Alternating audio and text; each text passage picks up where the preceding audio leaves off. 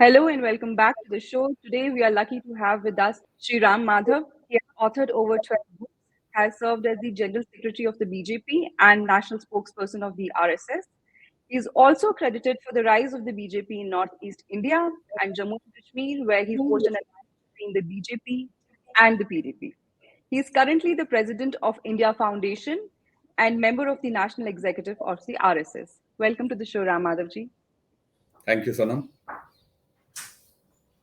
राम माधव जी, क्या दृष्टिकोण है आरएसएस का भारत के भविष्य को लेके और माइनॉरिटीज कहाँ इसमें स्टैंड करती हैं? सेक्युलरिज्म पे आरएसएस का क्या कहना है? जब भारत कहते हैं तो भारत एक 1.4 बिलियन भारतीयों का देश है।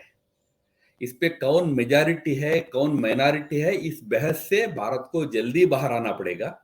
हम सब मिलकर एक राष्ट्र है, एक देश है। आरएसएस इस देश को माइनॉरिटी मेजॉरिटी में बांटना नहीं चाहता है। चलिए, राजनीतिक या कुछ कानून कायदे के कारण वो परिभाषा आ गई है माइनॉरिटी मेजॉरिटी की, पर हम इस देश में सब समान नागरिक है, समान समाज है। उस समान नागरिकता की भावना से ही यह देश में सबको आगे बढ़ना चाहिए। सबसे पहली और सबसे बड़ी चैलेंज भारत के लिए वो है कि एक 1.4 बिलियन जो भारतीय है, 140 करोड़ भारतवासी है, वो मैं हिंदू हूं, मैं मुसलमान हूं, मैं माइनॉरिटी हूं, मेजॉरिटी हूं, इस भेदभावना से ऊपर उठकर एक समाज के रूप में आगे बढ़ सकेंगे क्या? वो सवाल भारत का बड़ा सवाल है। उस दिशा में भारत आगे बढ़े, यही संघ का प्रयास रहेगा। वही सही सेकुलरिज्म है। सही सेकुलरिज्म वो है जब देश के लोग अपने अपने निजी पहचान को बाजू रखकर एक राष्ट्रीय पहचान के साथ आगे बढ़ेंगे, सबका सम्मान होगा, सब मिलजुल कर रहेंगे। उस प्रकार के सेकुलरिज्म के लिए आरएसएस हमेशा काम करेगा। संघ का क्या विचार है जो हमारा फीमेल रिप्रेजेंटेशन बिल है, जिसको हम विमेन्स रिजर्वेशन बिल कहते हैं, जो अभी तक पेंडिंग है? लोकसभा में वो पास हो गया था, बट उसके बाद उस पर कोई कार्रवाई नहीं हुई। खैर, ये तो कांग्रेस के दौर में ही हो गया था। अभी भी हमारी अगर लोकसभा की रिप्रेजेंटेशन हम देखें तो 15% से कम उसमें आपको औरतें नजर आएंगी। आरएसएस का क्या व्यू है इसको लेके? क्योंकि मैं बहुत लोगों से बात करने का मौका मिलता है मुझे, पाकिस्तान की तरफ से भी बार बार एक इल्जाम लगाया जाता है कि ये जो बीजेपी और आरएसएस है, ये जो है, इनके होते हुए कभी भी इंडिया पाकिस्तान में भी पीस नहीं हो सकता। वो ये भी कहते हैं कि ये बड़ी मिसोजिनिस्टिक पेट्रियार्कल किस्म की ऑर्गेनाइजेशंस हैं। ठीक है, हम उनको जवाब भी देते हैं कई बार कि ऐसा नहीं है कि बीजेपी के आने से पहले इंडिया पाकिस्तान में कोई बहुत ज्यादा दूध और खीर की नदियां बह रही थी, बट बार बार ये इल्जाम लगाया जाता है। हम लोग तो समझते हैं भारत में रहते हुए, बट आपका क्या कहना है इस पे? नहीं, सामाजिक जीवन के सभी क्षेत्रों में पुरुष जितना आगे बढ़ते हैं उतना ही आगे बढ़ने का अधिकार और अवसर दोनों महिलाओं को मिलना चाहिए। यह संघ का स्पष्ट मत है। हर एक जीवन क्षेत्र में जहां महिला आगे बढ़ना चाहती है वहां बढ़ने का पूरा अधिकार उनको चाहिए। जहां उनको अवसर देना है वहां जरूर अवसर भी देना चाहिए। मैं केवल अवसर की बात इसलिए नहीं कह रहा हूं, केवल अवसर की बात करना एक चैरिटी दिखाना जैसा है। चैरिटी नहीं है, अधिकार है। तो उस अधिकार के साथ भारत की महिला आगे बढ़े, इस बात का पूरा समर्थन संघ करता है सभी क्षेत्रों में। तो उसमें जो आपने प्रश्न उठाया, क्या राजनीतिक क्षेत्र में पार्लियामेंट में कितनी संख्या में होना चाहिए, उस पर राजनीतिक बहस एक चले। वो 33% चाहिए, 50% चाहिए, ये बहस है तो वो चले, बट जरूर जितना अधिक प्रतिनिधित्व महिलाओं को भी जो संविधान की सभाएं हैं उसमें मिलता है, उतना देश का कल्याण होगा। और वो एक अधिकार के रूप में महिलाओं को भी आगे बढ़ने का पूरा अवसर मिलना चाहिए। इसका पूरा समर्थन संघ करेगा और कोई मिसोजिनी इसमें बिल्कुल नहीं है। और वैसे तो जिस बीजेपी के बारे में आप कह रहे हैं कि पाकिस्तान में वगैरह वो कहते हैं कि मिसोजिनिस्टिक पार्टीज है, भाई यह ये पार्टी है जो इस देश की रक्षा व्यवस्था का मंत्री के रूप में महिला को पहली बार बिठाया। निर्मला सीतारामन जी इस देश की रक्षा मंत्री बनी, पहली महिला रक्षा मंत्री। इस देश की विदेश मंत्री महिला रही, आज इस देश की राष्ट्रपति महिला है। तो कहीं इस प्रकार कोई भेदभाव बिल्कुल नहीं दिखाया जाता है। क्योंकि जो मैंने कहा था, जीवन के हर क्षेत्र में पूरे अधिकार के साथ महिला को आगे बढ़ने का पूरा हक भी है और पूरा उनको आजादी भी मिलना चाहिए। यह संघ का स्पष्ट मत है। स्टेट के रोल को किस तरह से देखता है संघ? क्योंकि ये भी कहा जाता है, मैं आपसे थोड़ी सी क्रिटिकल चीजें इसलिए पूछ रही हूँ क्योंकि हमें इन सवालों का बहुत सामना करना पड़ता है ना? ये कहा जाता है कि आरएसएस जो है वो भारत की डीप स्टेट है, ये एक पैरेलल स्टेट के तौर पे आरएसएस काम करती है। आपको क्या लगता है जो मोनोपोली होती है वो it should lie with the state, या फिर आरएसएस जो है वो एक सच में ये इल्जाम सच है कि it's like the state within the state? No, absolutely wrong. We are living in a democracy, हम लोकतंत्र में हैं। लोकतंत्र में स्टेट के पीछे जो डीप स्टेट होता है उस देश की जनता होती है। जनता का जो आवाज है वही डीप स्टेट है। वही सफल डेमोक्रेसी है जहां जनता सरकार के ऊपर भी सरकार बनकर चला सकती है। ऐसी ऐसी व्यवस्था को संघ चाहता है जो सच्चा लोकतंत्र है, लोगों का तंत्र है।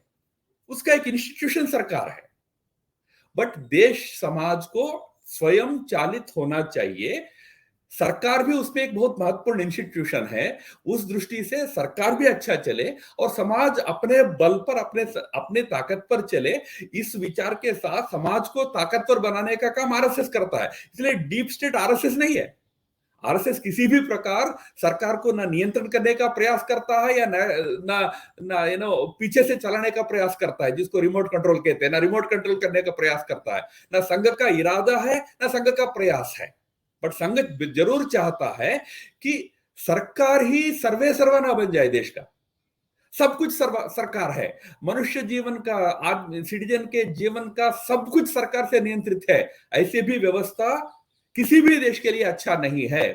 सरकार अपना महत्व रखे, सरकार अपना काम अच्छा करे, पर उसके लिए जो डीप स्टेट के रूप में काम करना है उसको समाज को करना है, समाज को तैयार करना है। वो काम संघ करता है। इसलिए संघ कभी भी अपने आप को डीप स्टेट के रूप में नहीं देखता है। संघ कभी भी दैनंदिन राजनीति में हस्तक्षेप नहीं करता है, डे टू डे पॉलिटिक्स में। बट राजनीति अच्छा चले उसके लिए समाज को तैयार करने का काम संघ करता है। ये कॉपरेशन संघ सब पार्टीज को देता है या ये सिर्फ बीजेपी के लिए ही उपलब्ध है? आपकी यानी संघ का किस तरह का रिश्ता रहता है with political parties other than the BJP? क्योंकि ऐसा कहा जाता है ना, it's an extension of the BJP and vice versa, ऐसा ही है। तो किस तरह के रिश्ते रहते हैं संघ के आरएसएस के सॉरी कांग्रेस के साथ या दूसरी जो पार्टीज है? ना सोनम, पहले बात तो ऐसा है, संघ 1925 में प्रारंभ हुई। उस समय ना बीजेपी थी, ना उससे बीजेपी के पूर्व अवतार जो जनसंघ भी थी। और संघ के जो फाउंडर थे वो उस समय के कांग्रेस के सक्रिय एक नेता थे। नागपुर प्रदेश कांग्रेस कमेटी के वो सेक्रेटरी भी रहे थे, डॉक्टर एडगवार, जो आरएसएस के फाउंडर थे। तो इसलिए संघ का कोई राजनीतिक संबंध बीजेपी के साथ है, बीजेपी का संघ आउटफिट, ये सब गलत अंडरस्टैंडिंग है, संघ का गलत समझ है। वो संघ राजनीतिक दल पहले भी नहीं रहा है, ना आज भी प्रत्यक्ष राजनीति से संघ को कोई लेना देना बिल्कुल नहीं है। हाँ, रही बात, आपने एक महत्वपूर्ण प्रश्न पूछा कि क्या संघ केवल बीजेपी को ही सपोर्ट करता है क्या? नहीं, संघ तो देश में अच्छे राजनीति के लिए सपोर्ट करता है। हाँ, बीजेपी उसके लिए खड़ा होती है तो बीजेपी को संघ के कुछ मेंबर, संघ के बड़ी संख्या के स्वयंसेवक समर्थन कर सकते हैं। कल कोई और दल मांग ले तो उनको भी समर्थन मिलेगा। बट जिस प्रकार की राजनीतिक एजेंडा या जिस प्रकार की देश के एजेंडा को संघ चाहता है, उस प्रकार के एजेंडा को समर्थन करेंगे तो उनको भी संघ का समर्थन मिलेगा, संघ के स्वयंसेवकों का समर्थन मिलेगा। मुझे एक बार किसी टीवी बहस में यही प्रश्न पूछा गया दूसरे रूप से कि नहीं, आप तो आपके प्रचारकों को बीजेपी को ही क्यों देते हो? तो मैंने कहा क्योंकि बीजेपी मांगती है, कांग्रेस नहीं मांगती है। मांगो तो फिर एक प्रचारक आएगा तो वो प्रचारक कुछ एक विचार लेकर आएगा, एक अनुशासन लेकर आएगा। उस अनुशासन में चलने को तैयार हो क्या? उस विचार को लेकर चलने को तैयार हो क्या? मोटे तौर पर कुछ मुद्दे हैं जो सब जनता को जानते हैं, 370 का अधिकरण, उसमें संघ का पहले से राय रहा है इस देश के लिए घातक है, इसको हटना चाहिए। क्या अन्य दल उसके लिए हमारे साथ होंगे क्या? बीजेपी साथ होती है तो स्वयंसेवक उसको सपोर्ट करता है। इसलिए संघ का राजनीतिक व्यवस्था से जो संबंध है वो मुद्दों के आधार पर है, अच्छे राजनीति के मापदंड पर है। उसमें जो संघ के स्वयंसेवकों के सामने खरा उतरता है उनको संघ का समर्थन मिलेगा, और जो संघ के समर्थन चाहते हैं वो मांग ले, मिलेगा। एक और बात मैं कहता हूं क्योंकि प्रश्न महत्वपूर्ण है समझने के लिए। संघ के द्वारा जो समाज के अंदर जो बहुत बड़े अनेक कार्यक्रम चलते हैं, उदाहरण के लिए संघ के स्वयंसेवक स्कूल्स चलाते हैं, सेवा कार्य चलाते हैं, हॉस्पिटल्स चलाते हैं। इन सभी अन्य सामाजिक हित के कार्यक्रमों में सभी दलों के लोगों का समर्थन, सहयोग संघ को मिलता रहता है। ये बात कई लोग जानते नहीं है। जैसे विद्या भारती के स्कूल्स चलते हैं, कई जगह स्कूल के लिए, भवन के लिए जमीन देने वाले किसी अन्य राजनीतिक दल का व्यक्ति होता है, वो चाहता है कि अच्छा विद्यालय चले, अच्छा विद्यालय हमारे गांव में आरएसएस के लोग ही चला सकते हैं, लोग सहयोग करता है। ऐसे हजारों उदाहरण देश में है। तो संघ अच्छा काम कर रहा है ये मानने वाले आज देश के सभी दलों में है। पर जब मुद्दों का प्रश्न आता है तो जिन मुद्दों को संघ देश के लिए महत्व मानता है उस पर जो दल सामने आते हैं उनको स्वयंसेवकों का समर्थन ज्यादातर मिलता है। जी जी। आरएसएस का जो नेशनलिज्म है, is it centred around Hinduism और हिंदुत्व, या फिर ये एथनिक नेशनलिज्म है, इसमें सबके लिए जगह है? मैं जानती हूँ कि आपके यहाँ माइनॉरिटी मंच भी है ना, और RSS has evolved a lot over time. Sensibilities भी धीरे धीरे तब्दील होती हैं जैसे बाकी सारे फैक्टर्स चेंज होते हैं। आपके हिसाब से आरएसएस ने कैसे इवॉल्व किया है? और अगर आप थोड़ा सा इसको टच कर दें कि is it centred around Hindu nationalism? बिल्कुल, देखिए नेशनलिज्म कोई 10 प्रकार का नहीं है। भारत की जो राष्ट्रीयता है, एक ही राष्ट्रीयता है, वो उसका एक ही पहचान है। मुख्य पहचान ये है, यह राष्ट्रीयता कोई 1947 के बाद बनी राष्ट्रीयता नहीं है। भारत की राष्ट्रीय पहचान बहुत प्राचीन है। भारत एक राष्ट्र, एक नेशन हजारों वर्षों से रहा है। तो आरएसएस जो मानता है कि जब इस देश की राष्ट्रीयता की बात हम करते हैं तो ये हजारों वर्षों वाली राष्ट्रीयता के साथ अपने आप को सब लोग जोड़ना चाहिए। संविधान हमको सिटीजनशिप जरूर दिया है, संविधान के तहत हम भारत के नागरिक बने हैं, बट ये भारत नाम की जो चीज है ना, ये कोई 1947 में नहीं बना है, वो हजारों वर्षों से है। तो उस राष्ट्रीयता को हम सांस्कृतिक राष्ट्रीयता मानते हैं क्योंकि इस राष्ट्रीयता का मूल पर एक संस्कृति है, उसको हम हिंदू के नाम से बोलते हैं। अब किसी और को हिंदू शब्द अच्छा नहीं समझ में आता है, भारतीय राष्ट्रीयता कहे तो कहे, कोई आपत्ति नहीं है। पर उस राष्ट्रीयता इस देश के हजारों वर्षों के प्रस्थान के साथ जुड़ी हुई राष्ट्रीयता है। अब उसमें जो दूसरा आपका पक्ष है, क्या मुसलमानों का क्या होगा, ईसाइयों का क्या होगा, वो भी इसका हिस्सा है कि नहीं? भाई, जब हजारों वर्षों से एक राष्ट्रीय पहचान, राष्ट्रीय समाज यहां चलती रही हो, उसी के तो हिस्से थे ये सब लोग। क्या भारत का मुसलमान बाहर से आया क्या? भारत के मुसलमान के मन में अगर है कि हम बाहर के हैं तो गलतफहमी है। रिलीजन बाहर का हो सकता है, इस्लाम भारत के बाहर से आया हो सकता है, पर जितने भारत के अंदर इस्लाम का पालन करने वाला समाज है, 17 करोड़ 16 करोड़ जो भी है उसकी संख्या, सब इस देश के लोग हैं। हजारों वर्षों से इस देश के अंदर उनके पूर्वज, उनके दादे परदादे, उनका जन्म हुआ, जीवन चला। तो मजहब बदलने से राष्ट्रीयता उनका अलग कैसे होती है? वही राष्ट्रीयता है। तो उसी राष्ट्रीयता को संघ सांस्कृतिक राष्ट्रीयता कहता है, हिंदू नेशनलिज्म कहता है, या कोई उसको इंडियन नेशनलिज्म कहे, हमको आपत्ति नहीं है। भारतीय राष्ट्रीयता कहे, हमको आपत्ति नहीं है, पर स्पिरिट को समझे। इस राष्ट्रीयता का आप भी, यानी इस देश का माइनॉरिटी भी उतना ही हिस्सा है जितना इस देश का मुख्य समाज जो हिंदू समाज वो है। तो कोई कम भी नहीं है, हम किसी को कम नहीं मानते हैं और कोई किसी को स्पेशल भी हम नहीं मानते हैं, हम सब समान हिस्से हैं। यह संघ का इस देश की राष्ट्रीयता के प्रति अवधारणा है। तो हम कोई अलग राष्ट्रीयता की बात ही नहीं कर रहे हैं। जो भारतीय राष्ट्रीयता है, जिसको हम हिंदू राष्ट्र कहते हैं, वह वही राष्ट्रीयता है जो हजारों वर्षों से चलती आई है। बस इतना समझ लेने से कई सारे जो भ्रम है ना, कि हिंदू राष्ट्र में कई माइनॉरिटी का स्थान नहीं है, ये स्थान नहीं है, वो सब गलत फहमियां हैं, वो सब दूर हो जाएंगे।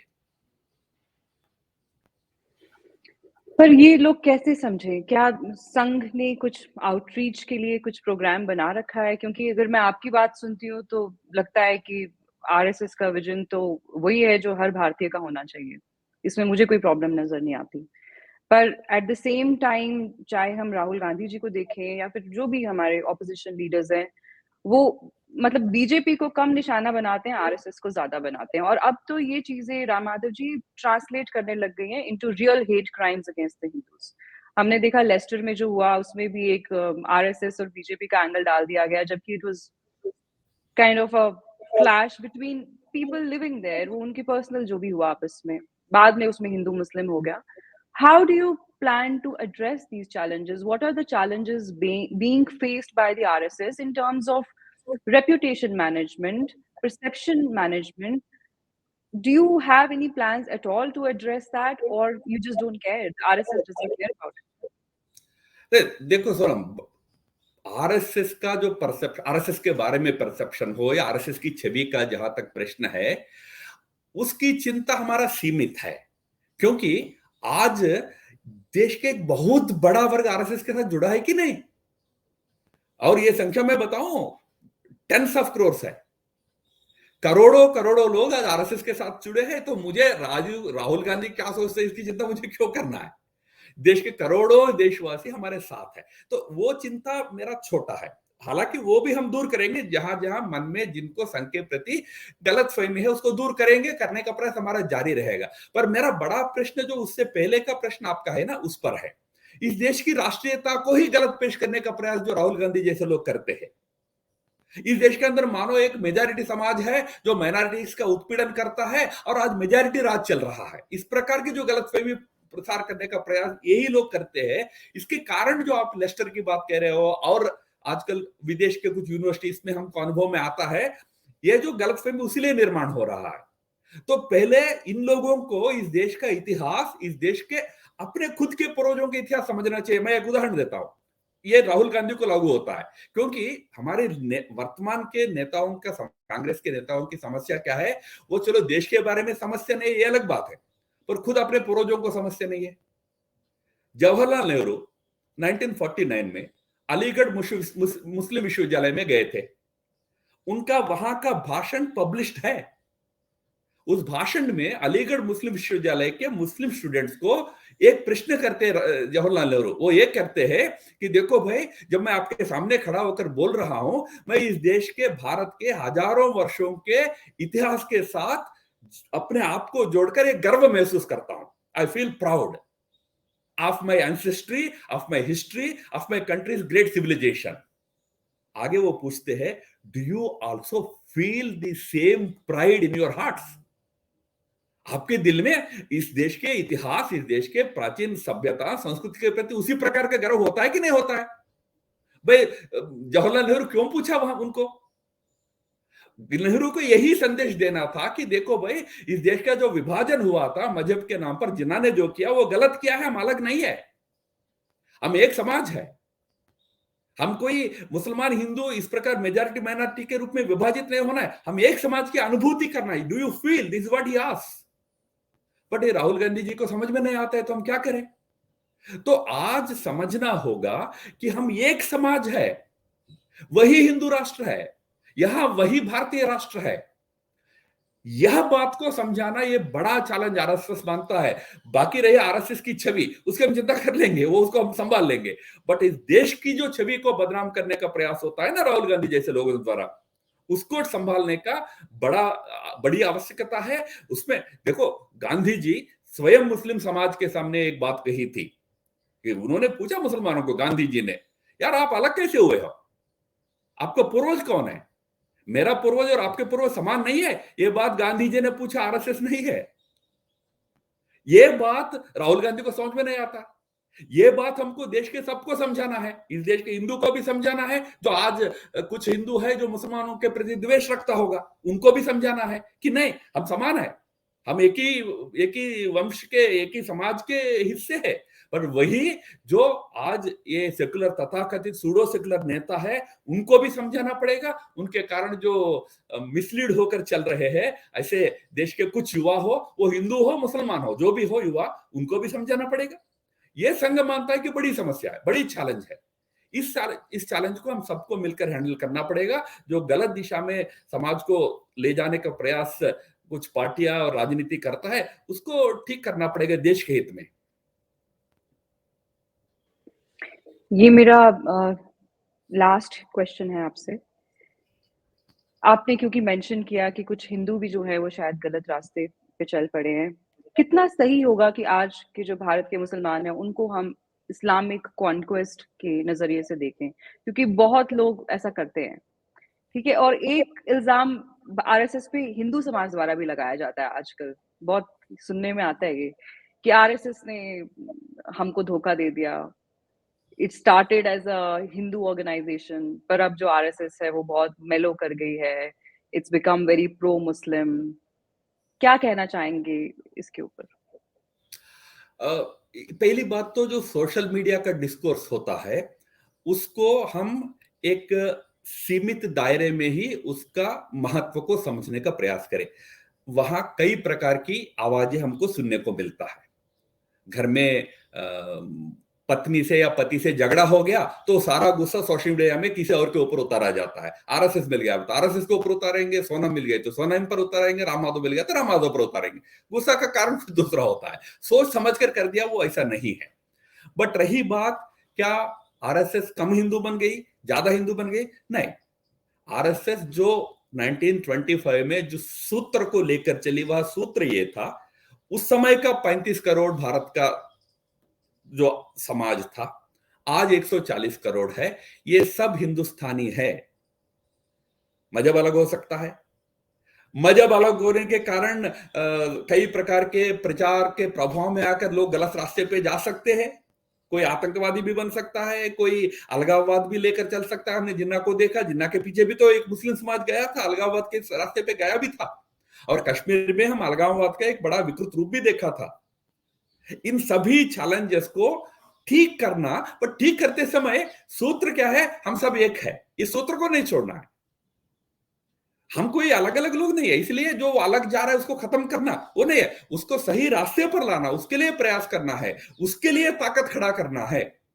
यह सूत्र संघ का प्रारंभ से था, आज भी संघ का वही सूत्र है। संघ वो सूत्र नहीं छोड़ा है। हाँ, बट हाँ, ये बात तो सही है, आज कुछ हिंदू समाज में भी कुछ ऐसे आवाज सुनने को मिलते हैं जो उग्र लगते हैं, जो एकदम एक्सक्लूसिविस्ट लगते हैं, बाकी सबको तिरस्कृत करने वाले लगते हैं। उसका कुछ कारण भी है ना। देखो, आज भी भारत के अंदर औरंगजेब के स्टैच्यू खड़ा करने की नौबत क्यों आती है? ये कौन लोग हैं जो औरंगजेब को आज हीरो मानकर स्टैच्यू खड़ा करने का प्रयास करते हैं? जब वो होता है ना, हिंदू समाज के कुछ लोगों को लगता है कि यार ये लोग सुधरेंगे नहीं, ऐसे ही करते रहेंगे। बट ऐसा सोचते समय भी सबको एक कूल हेडेड होकर सोचना होगा कि ये सब भी हमारे समाज के हिस्से है। इस देश के अंदर नक्सली है, आतंक के रास्ते पर गए हैं, क्या वो इस समाज के हिस्से नहीं थे क्या? हम उनको क्या करें? उनको हम बहिष्कृत कर दें? नहीं, उनको ठीक रास्ते पर लाना पड़ेगा। उसी प्रकार अगर कोई कट्टरपंथ के रास्ते पर जा रहा हो, वो किसी भी धर्म या मजहब का हो, उनको रास्ते पर लाना पड़ेगा। रास्ते पर ला सके ऐसी ताकत इस देश के हिंदू समाज में होना पड़ेगा। एक्सक्लूसिविस्ट बनना आसान है, इसको गाली दो, उसको गाली दो, आसान है। बट उनको रास्ते में लाने का जो प्रयास है वो कठिन है, उसके लिए ताकत की जरूरत होती है। संघ उस ताकत पर काम करता है, इसलिए संघ किसी को अपीज नहीं करता है, ना कोई किसी के प्रति सॉफ्ट होता है, ना किसी के प्रति हार्ड होता है। संघ जेंटलनेस के साथ सबको साथ लेकर चलने का प्रयास करता है, क्योंकि संघ की समझ में वही हिंदू धर्म का सार है। जब आप वसुधैव कुटुंबकम कहते हो, उसको आप G20 का घोषवाक्य भी बनाते हो, तो उसका अर्थ क्या है? पूरा विश्व को कुटुंब मानते हो, तो अपने देश के अंदर किसी को आप शत्रु या पराया कैसे मान सकते हो? वो मानता होगा तो उनको ठीक करना पड़ेगा। संघ का ये सोच होता है, संघ का ये अप्रोच होता है। इसलिए संघ कोई नरम है, गरम है, दोनों प्रकार की धारणाएं गलत है। ओके, तो धन्यवाद राम माधव जी, आपने ज्वाइन किया आज, अपने बिजी स्केड्यूल से टाइम निकाला। बहुत शुक्रिया आपका। एक बार फिर से मुलाकात होती है, जब भी आपके पास टाइम होगा फिर से बात करेंगे। नमस्ते। थैंक यू, धन्यवाद सोनम, नमस्कार। जी।